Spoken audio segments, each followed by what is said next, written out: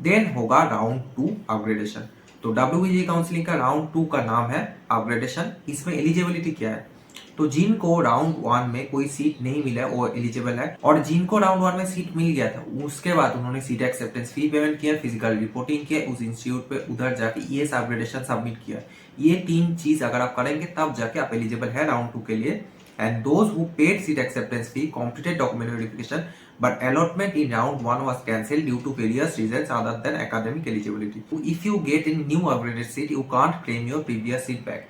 If you don't get any new seat, you will retain your round 1 seat. तो जो लोगों ने ये अपग्रेडेशन भरा था कॉलेज में जाके रिपोर्टिंग करा था, तो उन्हें अगर कुछ नया मिलता है तो वो वाला सीट वो लोग ले लेंगे। एंड अगर आपको कोई सीट नहीं मिलता, if you don't get any new seat, you will retain your round 1 seat. तो राउंड 1 सीट कहीं नहीं जा रहा है, वो आपके पास है ही। अगर कुछ बेटर मिलता है तो उसमें शिफ्ट हो जाएगा, अपडेट हो जाएगा, आपका चॉइस।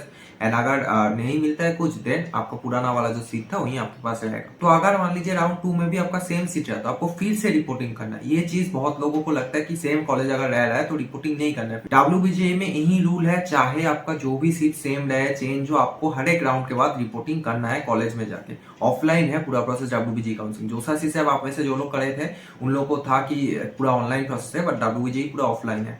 तो आपको इंस्टीट्यूट रिपोर्टिंग करना है। What to do after round 2, तो इधर 4 केसेस है बेसिकली। मैं अच्छे से हर एक केस एक्सप्लेन करूंगा तो आप सुनते जाइए। फर्स्ट है जिनका सीट अपग्रेड हो गया था, ठीक है। मान लीजिए राउंड 1 में आपको कैलकाटा यूनिवर्सिटी का इलेक्ट्रिकल मिला, एंड फिर राउंड 2 में आपको जादवपुर यूनिवर्सिटी का सिविल मिल गया। तो आपका जो सीट अपग्रेड हुआ है तो उनको क्या करना चाहिए, जिनका सीट अपग्रेड नहीं हुआ है, केस 2 है, मान लीजिए आपने ये अपग्रेडेशन भरा था बट आपका सीट सेम ही रह गया, तो उनको क्या करना है, case 3 got seat for the first time in round 2। तो जिनको पहली बार राउंड 2 में सीट मिल जाए उनको क्या करना होगा। फोर्थ है जिनको राउंड 1 एंड राउंड 2 दोनों में ही कुछ सीट नहीं मिला। सो अब हम ये 4 टाइप्स के स्टूडेंट्स के बारे में एक एक करके डिस्कस करेंगे। तो फर्स्ट है जिनका सीट अपग्रेड हो गया था राउंड 2 में, तो आपको फिर से सीट एक्सेप्टेंस फी पेमेंट नहीं करना है। Report to the allotted college of round 2, seat allotment letter download करके रिपोर्टिंग करना है, नया जो कॉलेज मिले उधर। Complete all the admission formalities, physical institute reporting, this is your final college, you can participate in decentralized counselling letter. If you don't complete the admission formalities your seat will get cancelled. So college का जो भी admission formalities होगा वो आपको complete करना होगा, तभी आपका सीट ये रहेगा आपके पास, ठीक है।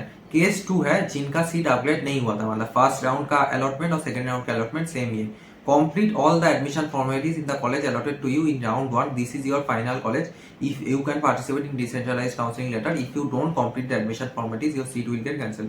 तो फिर से अगर सेम भी रहा हो तो फिर से आपको इंस्टीट्यूट रिपोर्टिंग में जाना है राउंड 2 के बाद, तभी आपका सीट रहेगा।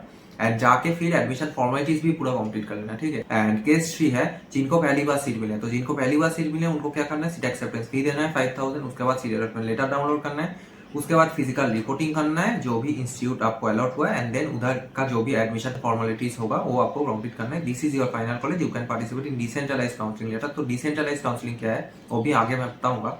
If you don't complete the admission formalities your seat will get cancelled. तो एडमिशन फॉर्मेलिटीज आपको कंप्लीट करना है। केस 4 जिनको राउंड 1 राउंड 2 में सीट नहीं मिला वो लोग मॉप अप राउंड में पार्टिसिपेट कर सकते। You will not gate refund of the registration fees ₹500। तो 500 बेसिकली जो काउंसलिंग प्रोसेस कराता है उसका चार्ज है, तो वो आपको रिफंड नहीं मिलेगा, बट आप मॉपअप में पार्टिसिपेट कर सकते हैं। मॉपअप पे बहुत ज्यादा रैंक पे कॉलेज मिल जाता है, तो मॉपअप में आपको सीट मिल जाएगा, नहीं तो फिर डायरेक्ट एडमिशन का ऑप्शन तो आपके पास हमेशा ही रहेगा।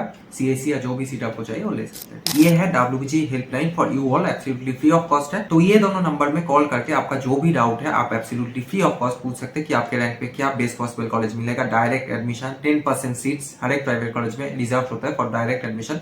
तो किसी को अगर डायरेक्ट एडमिशन कराना है तो वो आप प्रोसेस करा सकते हैं, नहीं तो काउंसलिंग प्रोसेस रिलेटेड जो भी डाउट है, कुछ चीज अगर आपको समझ ना आए, या फिर एडमिशन थ्रू मैनेजमेंट कोटा, सो WBG काउंसलिंग के रिगार्डिंग अगर आपको कोई भी डाउट है तो आप पूछ सकते हैं। एंड ये है ऑफिस एड्रेस। सो मिलता है नेक्स्ट वीडियो में, आज के लिए नहीं।